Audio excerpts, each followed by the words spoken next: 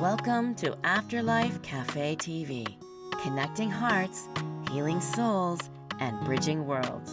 I'm your host, Helen Peacock, and this is your sacred grounds, a warm, welcoming space where you're invited to take a seat, exhale, and just be.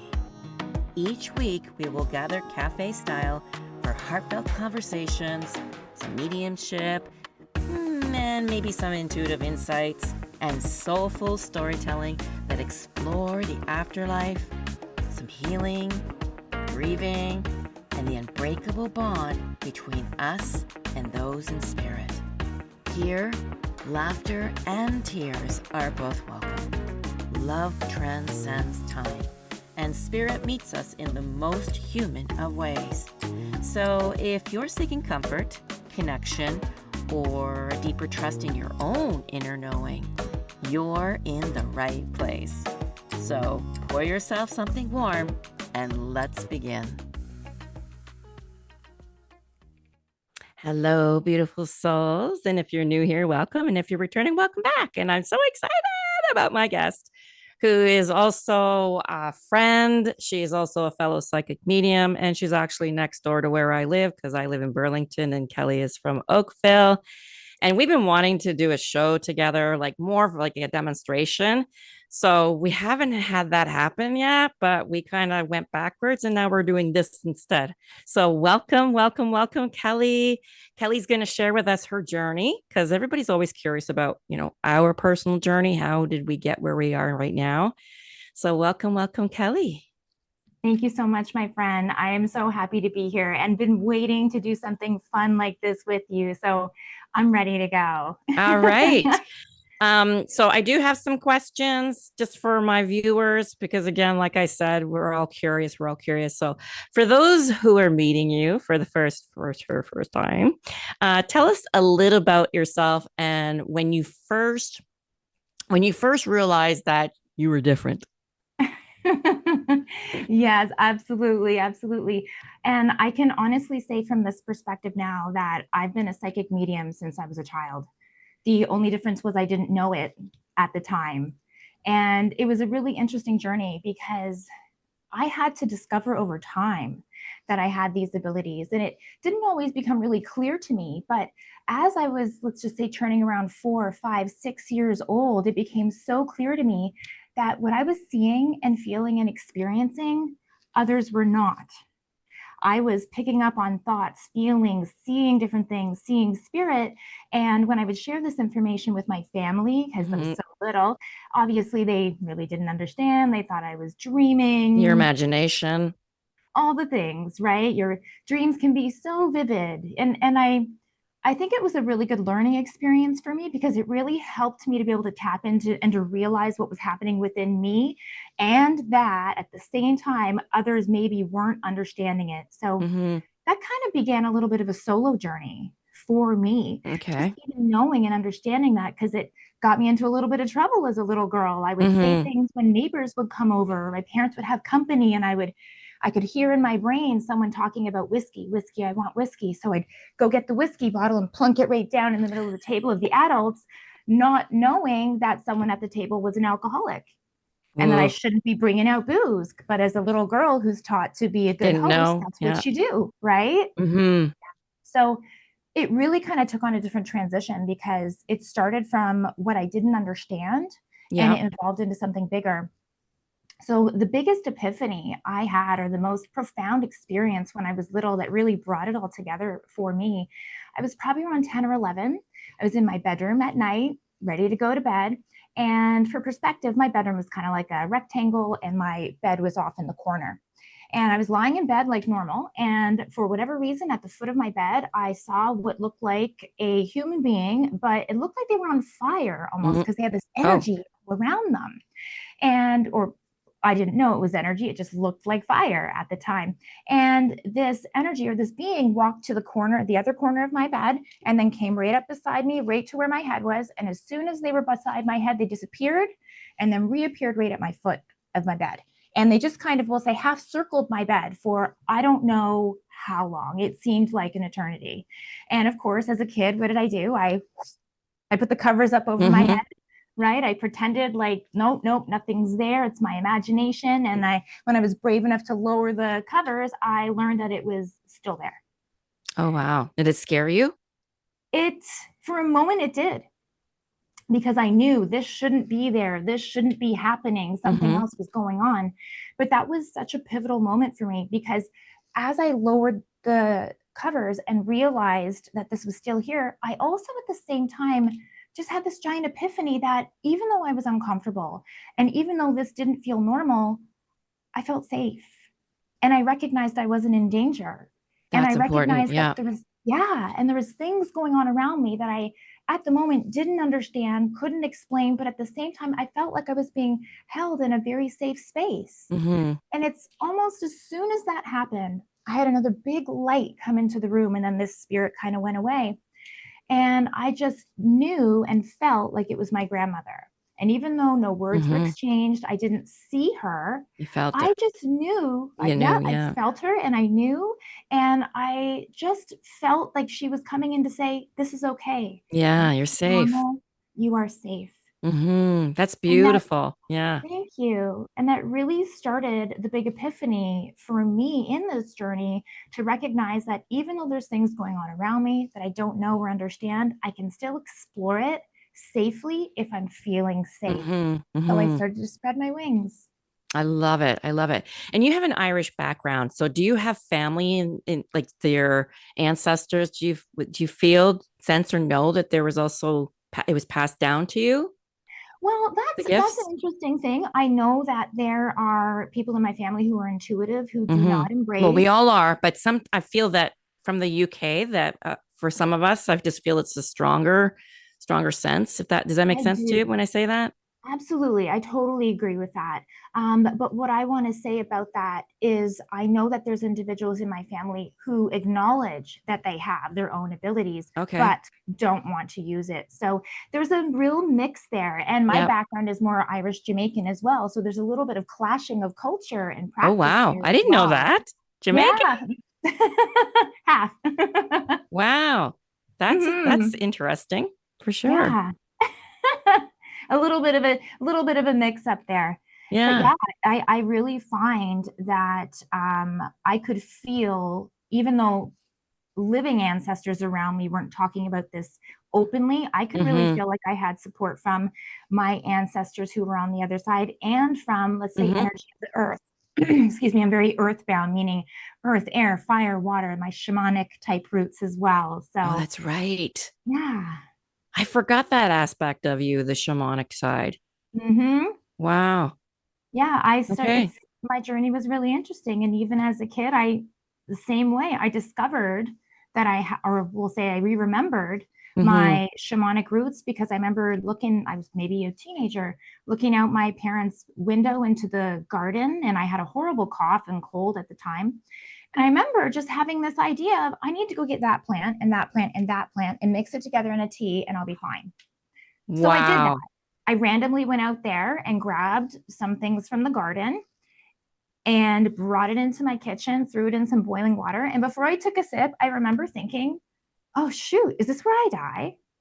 Like, we've been taught forever since we were kids, don't eat random berries, don't eat random stuff that you don't understand, right? But here I am making some concoction in my kitchen, fully willing to down it. And I'm like, okay, well, here it goes. And turns out I made the most healing cedar tea that ever could have been. And that's such a natural healing herb as it is. It's one of our sacred plants. So yeah, I was just naturally doing what came natural to me. And I think that this was something that was maybe nudged forward by my ancestors. Pick this, choose this. You were led, you were guided for sure. To remind you of that, to remind you that this is part of who you are. I strongly feel it was also to help you remember, your gifts, who you are, most likely part of one of your lifetime experiences as well, because we all know we were all witches. And when it came to herbs, that's considered witchery. I don't know why. Right. But question for you, did you ever try to ignore your gifts, or did you ever try to live a normal life? I would say I didn't necessarily try to live a normal life. I was always Is there open is to what it. is a normal life? That's the Right. question. What's Fair, considered a fair. normal life? There was a period of time in my later teens, because this happened to me all when I was very small, right? Hmm. So let's just say around the time I was 17, 18, I was into other things that other normal kids were into, Yeah. right? And so I wasn't, even though I was, we'll say, practicing certain things at home, I wasn't openly practicing. But what I also recognized is, even when I tried to act normal, we'll say, like everyone else, and Yeah. put the woo to the side, it showed up for me anyways, because it was like the universe or my guides, angels, whatever it was at the time, was still trying to send me messages, whether it was about the people I was interacting with, situations, etc. So I quickly learned that even if I'm moving away from this or not paying attention to it, that it's going to find me. So I better Hmm. pay attention, because this is clearly in my best good. So it was almost like spirit gave me a little wake up call and said, you know, we're here. What are you doing? What are you doing? Kicking your butt, putting you back on track, right? Right? Okay. So let's move forward from, say, okay, one thing I have the audience needs to know about you. Am I allowed to share? What's Yeah, share your whatever you favorite like. hobby? Your favorite hobby? My favorite hobby. You mean my Roller 4D strollers? skating. Oh, Roller roller skating. skating. Oh my gosh. My love. I know, and My it's showing that, we don't just have conversations with the spirit realm, we are human as well. And so I just love that aspect of you, that, you're not shy, you go out there, you show the world, yep, I can also do this, and this is what I love to do. I love that about you. I so love that about you. Thank you. And you know what? It's one of the most fun things I love to do. And I really think that it's so important, as busy as we are, all of us, it is so important to find something that you love, especially if it can be like a physical activity where you're out Hmm. there moving your body, moving your energy. And I have to say, it has been such an amazing journey in itself, because I skated when I was a kid, but as I got bigger, I went back into it after COVID, etc. And I was like, wow, this is for me. I love Yep. it. And even went into doing skate jam stuff, which basically means just dancing on wheels, right? Yeah. But Yeah. it's fun, and it's my other outlet where I just get Outlet. to clear Yes. my mind, and I just put my headphones on and I flow with the music, and I just Hmm. stay in that beautiful space. It's I love such a that. beautiful place to be. Love that. Okay, so let's move into, like, when you were, say, in your 20s. We discussed when you were a little one, and then in your teens. Now let's move into your 20s. Did you always have this as your career? Did you have any other jobs before this? Yeah, yeah. Well, I followed a very, we'll say, normal and typical journey as like teen moving forward. I went to high school, college. I ended up working in insurance for like 13 years. And all the while, I was still connected to my abilities. I wasn't doing readings or anything like that, Hmm. but it was Hmm. already very clear to me, and even since an early teenager, that I could just sit next to someone and intelligently and accurately talk about their lives, what was going on, then connecting to their loved ones on the other side, and not even recognizing at that point that there was a difference between psychic energy and mediumship energy. Hmm. And it came to a point in my mid 30s where I just couldn't ignore it anymore, because it was getting louder, it was getting stronger. I was getting more pulls to help more people. More people were being put in front of me Oh, that I wow. could just Yeah. naturally connect to and speak intelligently about. I know that you know what that feels like. Yep. And there was the point there where I'm like, you know what? I can't ignore this anymore. I have to now take this on somehow, some way. And as most of us spiritual girls, we, meet people in spiritual stores and all of that. And I had a favorite spiritual store that I always went to and had a relationship with them. And it's funny because they brought it up to me. They were like, you should be reading here. Why aren't you Hmm. doing readings? And I was like, what are you talking about? I just help my friends when they need help and all this kind of stuff. This isn't me. And they're like, Hmm. no, I think this is you. And I wouldn't say sight unseen, maybe sight unread. They just brought me in and said, here, give it a go. And it just started from there. It completely snowballed. And I realized even then just how connected I was and how it all just naturally came together in the way of building a reading, connecting to the person, Yeah. understanding what their needs are, even if they've directed me into another spot or something else to talk to. It just flowed so naturally that I had no option but to keep going. And as that sort of, we'll say, side hustle expanded and grew, my corporate world got smaller and smaller. Because it didn't have a lot for me there. I felt like I wasn't being nourished. And even though I was doing the work and pushing the paper, I felt like I wasn't contributing to anything that was really bigger, or that I felt was helping humanity in the way that I knew that I could. And making your heart sing at the same time. That's right. That's right. So I had to take that big leap and let it all go. And I'm glad I did. Well, that's what the universe, I find, is that, you know, you got that nudge. The opportunity was there. The door was there. You went through the door, and then the universe kind of took over from there, right? Yes. You took that leap of faith. Yeah. And I always sense, or how should I say, I trust. You know, once you take that leap of faith, everything just unfolds from there. And that happened to you beautifully. And you haven't closed the door. Like, you're still going, you're still moving forward. And so how quickly did you quit the full-time job and started doing what you're doing now? From the time that I actually started to do my first, we'll say, official table reading, someone sitting across from me intentionally coming for a reading, as opposed to just, hey, let's talk about my stuff.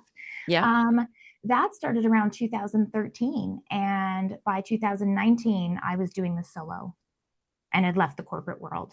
I love it. So it had to build up slowly, right? It all didn't come flooding in at once. And that was meant to happen that way, so that I could find my feet and find my confidence. And because of the way that I grew up in my journey, no books, you know, this was the early 80s. There was no internet. There was no chat rooms you could go to talk to other people. I had to figure this out all on my own. All on your own. Wow. So once I started working at a spiritual store, I met an older lady, and she kind of became my first official mentor at the age of like 35. And it was so validating, because the thoughts and the feelings and the modalities and the techniques I had been using that I'd fumbled around with in the dark and came up with this, she was able to validate that for me and say, yes, that is right. And then she was able to add to it and say, yes, keep doing that, but then add this. And then we expanded even further. It was such a blessing. That's truly when so many more resources, including people, came forward to help guide my path forward. And that's why I love doing what I do now, because I had this journey in the dark, like so many of us, and had to use trial and error and fumble and fall along my way to figure out, what does this look like? What should I be doing? And now, just like you, I have the ability to teach people and lead people, and, for lack of a better term, give them a fast track, because they don't have to fumble and fall now. I can be that mentor to someone else, like someone was to me. Yes, you're doing that right. Tweak this and add this. And then it helps people identify and connect to their own skills better, but get to where they want to be faster and with more confidence, because they've got a guide beside them. I feel like that's been such a huge win, not only for me, but for what I'm supposed to bring to the world. And I always say, and I know you're going to agree with this, is I always say to my students, you have to have more than one teacher on this journey, right? You're going to learn so many different things from different teachers.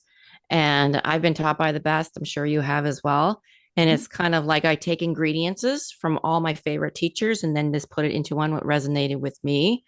Do you feel the same way? Did you have more than one teacher? I know you mentioned the one mentor, but did you have more than one?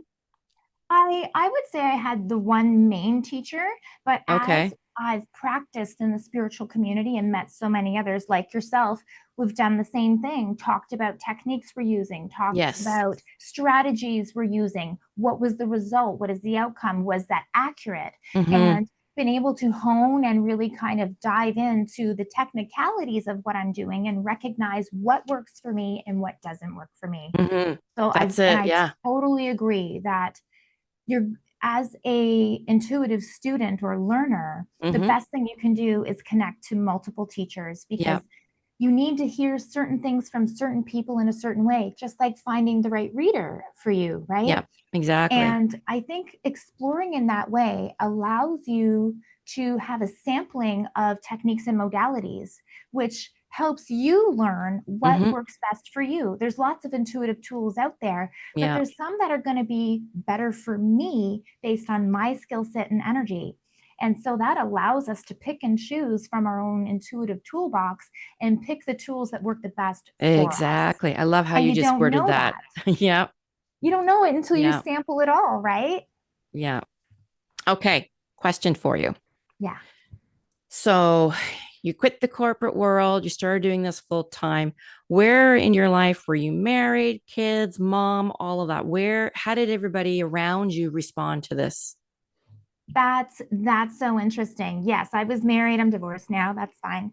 But even when I started this, I wasn't married. My family was, they were supportive of me choosing what I wanted to do, but didn't want to support a psychic, we'll say. I think the first thing my dad said to me is, well, that's fine, but I don't want to see you on Miss Cleo's psychic network. Okay. I get that. The line is drawn. Okay. Yes. And that's fine. There's no bad feelings there at all. The beautiful thing was my parents allowed me to explore based on my own. They weren't necessarily happy with where I landed, but that's okay. They don't have to be, right?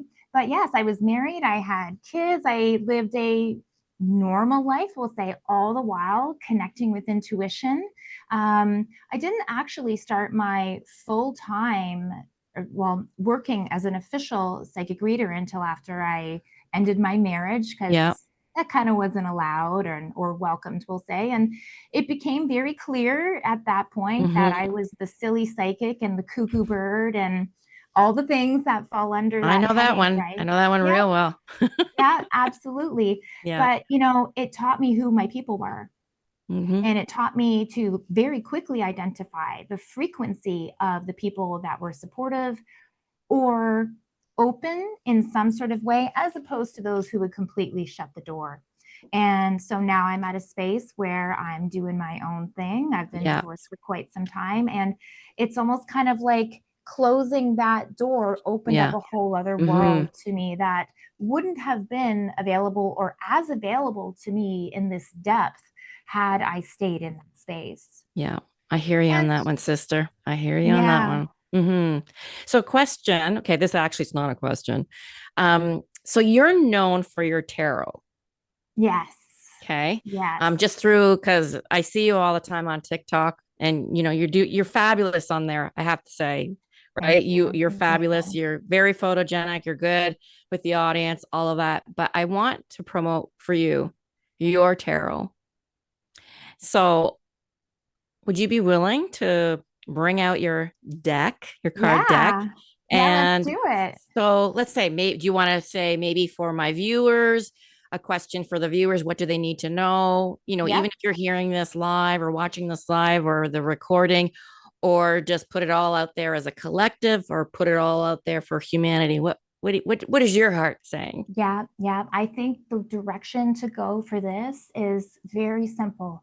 What do we all need to know in our best good right now? Thank you. Let's do it. I think that's the way to go. Let's do it. So I love doing tarot and cards. I'm a heartfelt psychic. And what that means for me is I read right from my head and my heart, and I use cards to validate what we get. Beautiful. So let's just see. Let's see now. What deck? Can you show us the deck? I notice how you're rocking. Yeah. You do. I'm like, oh my gosh, she rocks just like I do. Yeah. So I'm going to use the 𝙎𝙤𝙜𝙤 deck. Oh, okay. Oh, lovely. Oh my gosh, look at this beautiful card right here. Can you see that? Oh, dolphins. Yeah.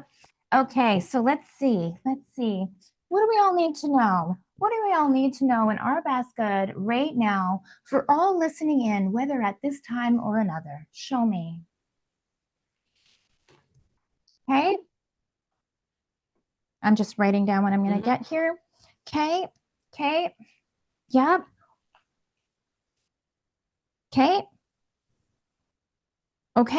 Okay. What else do we need to know about this information? What should we do? Okay. So the energy that I'm getting, I'm visually seeing almost like a big open pool, or like a big cup, we'll say. And it feels like this cup is very deep for me. And I just wrote the word abundance as well. And I feel like what I'm being shown by this cup is, this is, we'll say, a deeper connection or deeper levels of energy and information and expansion that we have been able to have access to. Now, this could look like different things for everybody, whether this means you're connecting with your spiritual side, putting up boundaries, that journey is different for everyone. But two big messages. It really makes me feel like if I have this cup, that we are now having the ability to go deeper than we ever have before. When we think about like the depths of the ocean, you know, when we swim, we explore this much, but how much is under there that we have no clue about? And that's what I'm being shown with this cup. And when I'm asking the questions, what do we do? Because it's lovely to have information, but what we need is instruction to help us and to guide us. So I was told, go deeper and go higher. Okay. At the same time. Okay. So let's see what messages come out for that. And what that means for me is, and for all of us here, is that we should be open and willing to explore the uncomfortable spaces, whether this is your own intuitive development, whether it's the relationship you need to leave, whether it's the big dive and leap of faith you need to take. Okay. We're supposed to go higher in terms of having this trust and connection to a higher opportunity of what's available and purposeful and within our reach, but to go deeper into that, to understand what that means for us, what can we extract from that, and what can we offer the world as a result. Let's have some validations here. Any other messages to validate this information or to go deeper for all that hear this message now? Bam. Yes. Exactly. Okay. So Wheel of Fortune, right? The times are changing. You're going to see some ups. You're going to be some downs. We're kind of like in the washing machine right now as things are being pushed all around. And it's for us to kind of stay hold and stay steady to where we're going so that we're able to move forward through the unknown, through the unknown. Okay. Discomfort. Okay. Tower in reverse. Look at that. Okay. So this represents the big changes, but it also represents the changes that haven't yet fully come to pass yet. And it's kind of like giving us a heads up that if you want to do this, if you want to take this to the next realm, to the next level, we're going to have to get uncomfortable, whether it's happening now or whether it's things that are going to keep happening that keep shifting us in the new trajectory. Now, the Hermit is coming up as well. So important, okay? And what so many people don't necessarily recognize about the tarot is in the Hermit's lamp is a star. And the star represents following our faith, following what feels good, following what feels natural, and being led. But being also, led, and allowing ourselves to be led in a way where we're not being distracted by others or what others say that we should do. It's about for us to stay closed in terms of focusing on our own journey that we know is right for us. So shutting out the noise. That's it. That's it. I mean, look at that beautiful cloak he's got. He's got on that on for a reason, right? And even his staff, keeping him grounded to the earth so that he knows that with every step that he takes, that he is making the steps that are right for him. And then last two cards, wow, look at this, 3 of Cups. This is when everything comes together. This is when everything starts working together, where we meet other individuals, get other opportunities, things that we love, that support, that co-support, so we can all rise together. And then how's this going to work out? Look at this. Oh my God, 6 of Pentacles. I like that card. Damn. So for anybody who isn't aware, because I don't expect anyone here to be a tarot expert, coins or pentacles not only represent money, but they also represent the physical reality, meaning what can you touch? You could touch your body, you can touch your house, you could touch your car, you could touch your lover. Okay. So what this talks about is not only financial, but physical balance. See the scales there? Right? So what this is really saying is if we allow ourselves to get uncomfortable and go through the motions of change that we need to while staying focused on ourselves, our journey, and not allowing ourselves to get distracted by what others want for us, this is when we find the true balance. This is where it actually becomes alchemy, because we take the thoughts and feelings that we've had this whole time, and now it shows up into the physical where we're living it and breathing it and touching it. Wow. So if you're hearing this, if you're feeling this, if you're feeling like you need those changes, even if you're not sure what it is, just trust, just like Helen said, just trust that taking these different steps are going to lead you to a different path. And there can be so much more waiting for you than you could ever imagine. Thank you. Thank you. What a beautiful closing for this show, because we have reached our closing. Thank you for that message. And again, for my viewers who are just tapping in now, or you're going to watch the recording, I hope that you somehow receive something from that beautiful message. I think it was a beautiful message, very, very encouraging, very, very positive. Now, here's the next question. It's the last one. How can my viewers get in touch with you? Absolutely. You can get in contact with me through my website, kellyfergusonreadings.com. Love it. Thank you. And of course, you can Thank find you. me on Instagram and TikTok. Yeah, especially TikTok. Yes. So again, I really enjoyed this show. I really, really did. I love, again, your story. And hopefully if there's people out there that are going through the same thing, or they're just starting out, Kelly is that person. I'm that person. Anyone out there, again, have your different teachers. So for my viewers, thank you for being here. Thank you for sharing your time and energy with us. And until next time, we'll see you on the other side. I want to thank you for tuning in to Afterlife Café TV, connecting hearts, healing souls, and bridging worlds. I'm 𝙤𝙤𝙜𝙤𝙤𝙤, and I am so grateful, yes, it makes my heart sing, that you chose to spend this time here with me. So to continue the connection, I do invite you to tune in to the Transformation Talk Radio every Tuesday at 11 a.m. for new episodes. And you can also visit my website at 𝙤𝙤𝙜𝙤𝙤𝙤 to find out more about my sessions, group readings, yes, even Zoom group readings, and perhaps some events I may be holding. And also, there will be a course on your psychic development, mediumship development, if you're interested in that. And just know that there are more ways to gather in our Sacred Grounds community, where you can also, again, find me at 𝙤𝙤𝙜𝙤𝙤𝙤. So, if this episode touched your heart, please like, share, and subscribe. It does help the space reach others who may need it too. So, until next time, trust the signs, stay curious, and remember, love never ends. It's just different.